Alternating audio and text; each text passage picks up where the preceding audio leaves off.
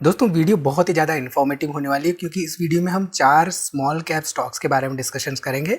इनमें खास बात यह है कि इन स्टॉक्स में 50% से ज़्यादा करेक्शन हो चुका है ऑल टाइम हाई से।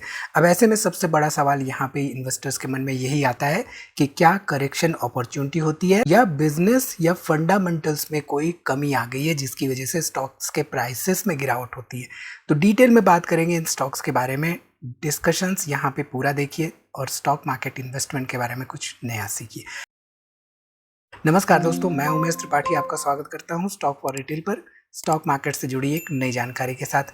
तो जो पहली कंपनी है right, R systems international limited. अब ये जो कंपनी करती क्या है, इसका कोर बिजनेस क्या है, बिना कोर बिजनेस जाने अगर हम जस्ट बिकॉज के शेयर प्राइसेस गिर रहे हैं वहाँ पे इन्वेस्टिंग डिसीजन मेकिंग कर देते हैं तो फिर हम आधी अधूरी जानकारी लेते हुए इन्वेस्टिंग डिसीजन मेकिंग कर रहे होते हैं। सो बिजनेस कंपनी का क्या है और उस बिजनेस सेगमेंट में क्या कोई बड़ा शिफ्ट हो रहा है, जैसे कि फॉर एग्जांपल ये जो company R systems international limited right, ये एक तरह से देखा जाए तो प्रोडक्ट इंजीनियरिंग के साथ ही साथ cloud, DevOps, data and AI services provide कर रही है।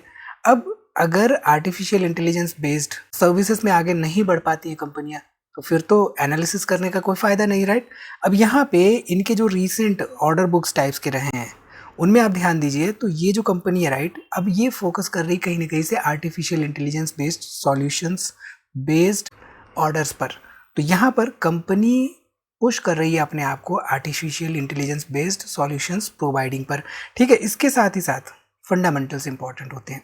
बिजनेस अगर हमने देख लिया कि हाँ भाई बिजनेस जो है उस बिजनेस में 10-15-20 साल के लिए ग्रोथ है, तो उसके बाद हमें देखना होता है कि कंपनी के फंडामेंटल्स क्या कहते हैं। कभी कभी क्या होता है कि prices based on fundamentals, price to earning ratio बहुत ज़्यादा हो जाता है तो ऐसे में प्राइसेस में गिरावट हो जाती है और प्राइस टू अर्निंग रेशियो फिर से 10-15 के आसपास पहुंच जाता है।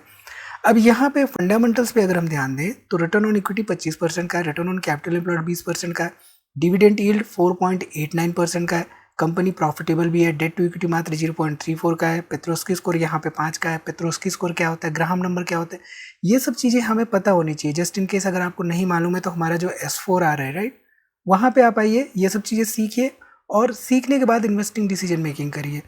सेल्स ग्रोथ यहाँ पे पिछले 7 सालों का 16% के आसपास रहा है and price to earning ratio मात्र 14 का है, पीजी रेशियो 1.91 के आसपास देखने को मिल रहा है।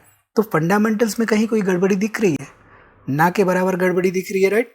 अब यहाँ पे दूसरी इंपॉर्टेंट बात आती है कंपनी की सेल्स एंड प्रॉफिटेबिलिटी। कभी कभी क्या होता है कि सेल्स जब गिरने लगती है 3-4 साल लगातार तो स्टॉक प्राइसेस में कहीं ना कहीं से गिरावट देखने को मिलती है। अब यहाँ पे आप ध्यान दीजिए तो 2015 में 605 करोड़ का सेल्स था, 98 करोड़ का यहाँ पे नेट प्रॉफिट था। 2021 में ये जस्ट डबल के आसपास बढ़ गया सेल्स एंड यहाँ पे देखें तो डबल के आसपास बढ़ गया प्रॉफिट। 2021 के बाद का डाटा अगर हम देखें लेटेस्ट डाटा तो यहाँ पे 1100 से बढ़ के 2000 के आसपास हो गया यहाँ पे सेल्स एंड 186 करोड़ रुपए के आसपास नेट प्रॉफिट हो गया। तो सेल्स भी बढ़ रही है, प्रॉफिटेबिलिटी भी बढ़ रही है, तो शेयर प्राइसेस में अगर गिरावट हो रही है तो ये अपॉर्चुनिटी नहीं है। कमेंट करके अपनी राय यहाँ पे जरूर से जरूर बताएं। अब देखिए होता क्या है कि जब हम चीज़ें डाटा के साथ डिस्कशन करते हैं राइट, तब वहाँ पे हमें समझ में आता है कि हाँ भाई प्राइसेस में जो गिरावट हुई है, गिरावट के कारण क्या हो सकते हैं। ठीक है, इसके साथ ही साथ शेयर होल्डिंग पैटर्न। अब जब प्राइसेस गिर रहे होते हैं तो प्रमोटर्स क्या कर रहे हैं उस समय, ये बहुत इंपॉर्टेंट डिसाइडिंग फैक्टर होता है। सितंबर 2023 में 52% के आसपास प्रमोटर्स थे, 47% पब्लिक थी और यहाँ पे ना के बराबर 1-1.5% के आसपास FIs एंड DIs थे। अब लेटेस्ट डाटा पर अगर हम ध्यान दें तो यहाँ पे अभी भी उतने के आसपास प्रमोटर्स हैं, 52% के आसपास प्रमोटर्स हैं, 37% पब्लिक रह गई है, लेकिन यहाँ पे 10-11% आ चुके हैं FIs एंड DIs। तो प्राइसेस गिर रहे हैं, FIs DIs आ रहे हैं, प्रमोटर्स नहीं छोड़ रहे हैं, तो फिर प्राइसेस गिर ही क्यों रहे हैं। ठीक, चलिए अब यहाँ पे बात करते हैं ई मुद्रा लिमिटेड के बारे में। ये जो ई मुद्रा लिमिटेड है राइट, इसका बिजनेस क्या है, डिजिटल सर्टिफिकेट इशू करती है, सिक्योर पास सर्विसेज हैं इनके, EM साइनर है, प्राइवेट ट्रस्ट है। तो बेसिकली ये trust and security layer provide करती है एंड साथ ही साथ डिजिटल साइनिंग फैसिलिटी भी प्रोवाइड करती है। अब कितनी सारी कंपनियां हैं जो कि ये सर्विस प्रोवाइड कर रही हैं। क्या कंपनी ऐसे बिजनेस में है जिसमें कि बहुत कम कंपनियां बिजनेस कर रही हैं, ये स्टडी करना बहुत इंपॉर्टेंट होता है इन्वेस्टर के लिए। ठीक है, इसके साथ ही साथ यहाँ पे अगर हम रिजल्ट्स देखें लेटेस्ट Q1 27 FY 27 का रिजल्ट्स, तो टोटल जो इनकम है 28% के आसपास से ग्रो कर रही है, EBITDA यहाँ पे 40% के आसपास से ग्रो कर रहा है, प्रॉफिट आफ्टर टैक्स यहाँ पे करीब करीब 28% के आसपास से ग्रो करता हुआ दिखाई दिया। इसके साथ ही साथ अगर हम फंडामेंटल्स पे ध्यान दें ई मुद्रा के, तो यहाँ पे फंडामेंटल्स देखिए, return on equity 13%, return on capital employed 16%, dividend yield 0.24%, company profitable है, डेट टू इक्विटी मात्र 0.03 का है, पेट्रोस्की स्कोर 5 का है, सेल्स ग्रोथ पिछले 7 सालों का 32% के आसपास रहा है, प्राइस टू अर्निंग रेशियो हालांकि यहाँ पे 37 के आसपास देखने को मिल रहा है। ठीक है, इसके साथ ही साथ अगर हम sales and profitability track record देखें तो यहाँ पे 2019 में मात्र 100 करोड़ का यहाँ पे सेल्स था, नेट प्रॉफिट करीब 17 करोड़ का था। 2024 में 373 करोड़ का सेल्स हो गया, 76 करोड़ का यहाँ पे नेट प्रॉफिट हो गया। एंड 2026 में अगर हम ध्यान दें तो 2026 में यहाँ पे आप देख सकते हैं ये बढ़ के 700 करोड़ की सेल्स हो चुकी है एंड 110 करोड़ का यहाँ पे नेट प्रॉफिट हो चुका है। तो इसमें भी sales and profitability year on year grow करती हुई दिखाई दे रही है। अब अगर ध्यान देंगे तो इन सभी के जो मार्केट कैपिटलाइजेशन है वो कंसिडरेबली कम है। जो स्मॉल कैप कंपनियां होती राइट, उनका मार्केट कैपिटलाइजेशन जनरली 20,000 करोड़ से कम होता है।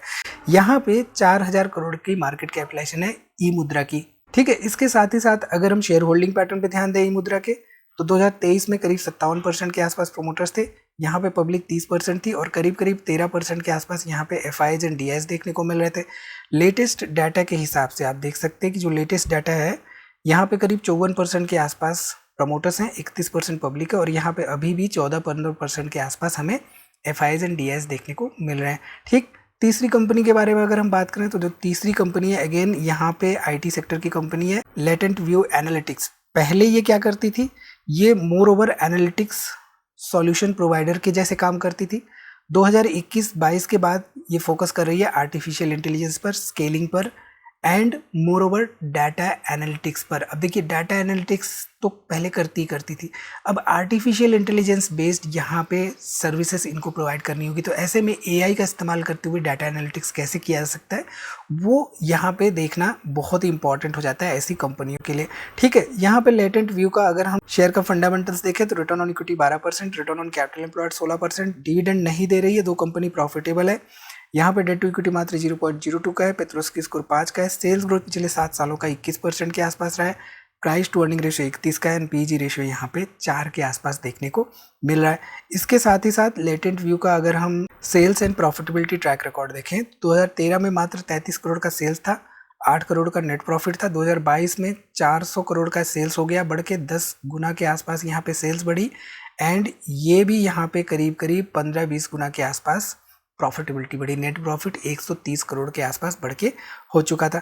अब लेटेस्ट डाटा पे अगर हम देखें तो 1060 करोड़ का यहाँ पे सेल्स है एंड 202 करोड़ रुपए के आसपास नेट प्रॉफिट देखने को मिल रहा है। तो यहाँ पे भी सेल्स बढ़ रही है and profitability year on year बढ़ते हुए दिखाई दे रही है। इसके साथ ही साथ शेयर होल्डिंग पैटर्न पे ध्यान दें तो 2023 में 65% के आसपास यहाँ पे प्रोमोटर्स थे, 30% पब्लिक थी और करीब करीब 4% के आसपास यहाँ पे एफआईज एंड डीआईज देखने को मिल रहे थे। लेटेस्ट डाटा के हिसाब से आप देख सकते हैं कि यहाँ पे करीब करीब 65% के आसपास प्रमोटर्स हैं, 30% पब्लिक है और 5-6% के आसपास यहाँ पे एफआईज एंड डीआईज देखने को मिल रहे हैं। तो प्रमोटर्स जब शेयर प्राइसेस गिर रहे हैं तो प्रमोटर्स क्यों नहीं सेल कर रहे हैं? सिंपल सी बात है, लॉजिक आपको समझना होगा यहाँ पे एंड देन उसके बाद इन्वेस्टिंग डिसीजन मेकिंग करनी होगी। ठीक है, अब यहाँ पे बात करते हैं रिसेंटली लिस्टेड कंपनी के बारे में, ओसवाल पंप्स लिमिटेड। लिस्ट होने के बाद प्राइसेस गिरे, लेकिन सेल्स एंड प्रॉफिटेबिलिटी क्या गिरी है, क्या फंडामेंटल्स डिग्रेड हुए हैं, ये समझना इंपॉर्टेंट होता है। तो ये बेसिकली यहाँ पे देखें तो फुल्ली इंटीग्रेटेड टर्न की प्रोवाइडर है सोलर पंपिंग सिस्टम्स का एंड फंडामेंटल्स अगर हम देखें तो यहाँ पे रिटर्न ऑन इक्विटी 35% के आसपास है, रिटर्न ऑन कैपिटल एम्प्लॉयड 38% है, दो कंपनी प्रॉफिटेबल है बट अभी तक इन्होंने डिविडेंड नहीं दिया, रिसेंटली लिस्ट हुई है कंपनी, डेट टू इक्विटी मात्र 0.14 का है, पेट्रोस्की स्कोर यहाँ पे 4 का है, स्टॉक का प्राइस टू अर्निंग रेशियो मात्र 10 के आसपास है एंड पीजी रेशियो यहाँ पे मात्र 0.08 के आसपास देखने को मिल रहा है। इसके साथ ही साथ अगर हम sales and profitability growth track record देखें तो 2022 में करीब 360 करोड़ का सेल्स था एंड मात्र 17 करोड़ का नेट प्रॉफिट था। 2024 में ये बढ़ के 760 करोड़ का सेल्स हो गया एंड यहाँ पे करीब करीब 5-6 गुना बढ़ के प्रॉफिटेबिलिटी 98 करोड़ के आसपास हो गया। लेटेस्ट डाटा के हिसाब से यहाँ पे अगर हम देखें तो यहाँ पे आप देख सकते हैं सेल्स बढ़ के 2064 करोड़ की हो चुकी है एंड यहाँ पे प्रॉफिटेबिलिटी बढ़ के नेट प्रॉफिट 376 करोड़ रुपए के आसपास हो चुका है। इसके साथ ही साथ अगर हम शेयर होल्डिंग पैटर्न की बात करें तो यहाँ पे 2025 में 75% के आसपास प्रोमोटर्स थे, 10% केवल 10% पब्लिक थी और यहाँ पे करीब करीब 14% के आसपास हमें FIs एंड DIs देखने को मिल रहे थे। लेटेस्ट डाटा के हिसाब से अगर हम देखें तो यहाँ पे आप देख सकते हैं कि करीब करीब 75% के आसपास प्रमोटर्स हैं, 18% यहाँ पे पब्लिक हो चुकी है और यहाँ पे 5-6% के आसपास हमें FIs एंड DIs देखने को मिल रहे हैं। तो कंपनियों में अगर FIs एंड DIs हैं, कंपनियों में अगर प्रमोटर्स अपनी शेयर होल्डिंग नहीं कम कर रहे हैं, अगर प्राइसेस गिर रहे हैं, फंडामेंटल्स नहीं वीक हो रहे हैं, तो ऐसे में कंपनी के अंडरलाइंग सेक्टर को स्टडी करना इंपॉर्टेंट हो जाता है। कहीं सेक्टर में तो ऐसा सर्कमस्टेंसेस नहीं फॉर्म हो रहा है जिसकी वजह से कंपनियों के प्राइसेस में गिरावट हो रही है। देखिए कभी कभी ऐसा होता है, जैसे कि मान लीजिए कि टैरिफ की बातें चलने लगी, तो वहाँ पे क्या होता है कि कंपनियां रिगार्डलेस उनके फंडामेंटल्स, उनके प्राइसेस में कहीं ना कहीं से करेक्शन देखने को मिलता है। तो ये सब चीज़ें भी हमें एनालाइज करना होता है। देखिए इन चारों स्टॉक्स में करेक्शंस के रीजन अलग अलग हो सकते हैं। पंप सेगमेंट में हो सकता है कि मार्केट सेंटीमेंट की वजह से स्टॉक्स में गिरावट देखने को मिल रही हो। IT सेक्टर में हम देख ही रहे हैं कि आर्टिफिशियल इंटेलिजेंस की वजह से हमें गिरावट देखने को मिल रही है। तो सेक्टर की वजह से कभी कभी स्टॉक्स में गिरावट देखने को मिलती है। डज नॉट मीन कि करेक्शंस हो रही है स्टॉक्स में तो उनमें इन्वेस्टिंग ही अपॉर्चुनिटी ही नहीं होती है। सो ओवरऑल सेक्टर की एनालिसिस, वैल्यूएशंस एंड बिजनेस, ये स्टडी करना हमारे लिए बहुत इंपॉर्टेंट होता है। और हाँ, हमेशा ये जरूरी नहीं होता है कि करेक्शंस अपॉर्चुनिटी हो। डिसीजन लेने से पहले business quality, earnings growth, valuations and management के एग्जीक्यूशन को समझना हमारे लिए बहुत इंपॉर्टेंट होता है। ठीक है, तो इस छोटी सी वीडियो में इतने दोस्तों। आई थिंक उम्मीद है यहाँ से आपको काफ़ी कुछ सीखने को मिला होगा। वीडियो को लाइक करिए, कोई भी सवाल हो तो कमेंट जरूर करिए और दोस्तों में शेयर करना ना भूलिए।